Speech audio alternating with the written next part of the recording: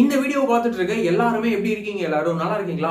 இந்த வாரம் டிசம்பர் 29ஆம் தேதி நிறைய தமிழ் படங்கள்லாம் வந்து பாத்தீங்கன்னா தியேட்டர்ஸ்ல வந்து ரிலீஸ் வந்து ஆக போகுது.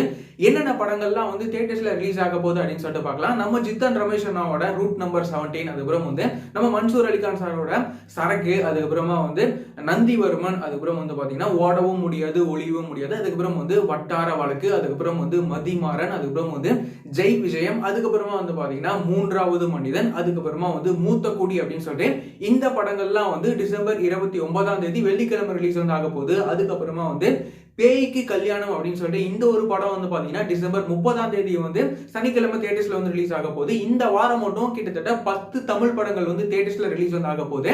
இந்த வாரம் ரிலீஸ் ஆக போற இந்த எல்லா படங்களும் எப்படி இருக்க போகுது அப்படின்னு சொல்லிட்டு நம்ம வந்து வெயிட் பண்ணி பார்க்கலாம். இந்த மாதிரியான சினிமா சம்பந்தப்பட்ட விஷயங்கள், அது மட்டும் இல்லாம சினிமா சம்பந்தப்பட்ட அப்டேட்ஸ்லாம் வந்து ரெகுலரா தெரிஞ்சுக்கணும் அப்படின்னு நினைச்சீங்கன்னா இந்த சேனலை மறக்காம சப்ஸ்கிரைப் பண்ணிக்கோங்க.